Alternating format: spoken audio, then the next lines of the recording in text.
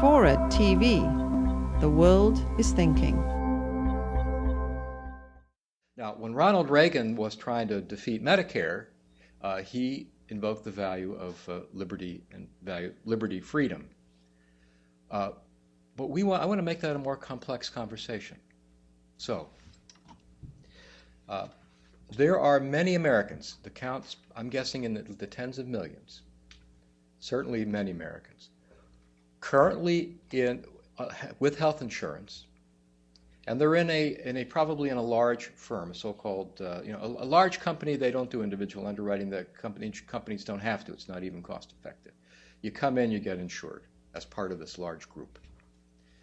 But there are many Americans who may have a creative idea. They want to go out on their own. They want to be an artist. They want to start a business, whatever they want to do. But they happen to have a wife or a child, or they themselves, with a chronic disease. They can't pursue their dream. They are not free to pursue their dream because they will not be able to get affordable health insurance. All right? So if you want to think about freedom in health reform, don't just think about the freedom whether or not to have health insurance. Don't just think about the so-called mandate for it. Think about the freedom it gives you to actually have a life and pursue your dream if there is, in fact, health insurance assured for all Americans.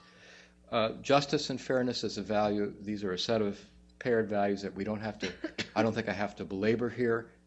The reason to want to have, a primary reason, health insurance for everyone is so that there is justice, so all Americans are treated equally.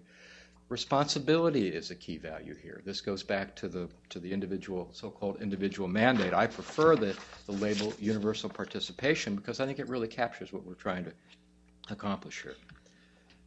Solidarity. Again, we stand as fellow human beings in our vulnerability to illness and to the financial ruin that illness can bring. Quality, efficiency, stewardship is an interesting value. Now, Americans profess to be a religious people. You look at the polls and you'll get 70 to 80% saying they're religious. And they all hear about stewardship. Now, if you go to a church or synagogue or mosque, stewardship generally means give us your money.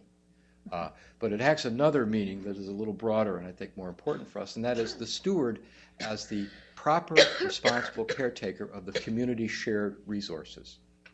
Mary Ann Baily, whom you'll hear from a little bit lately, has helped me see some of the implications of this in public health policy like newborn screening.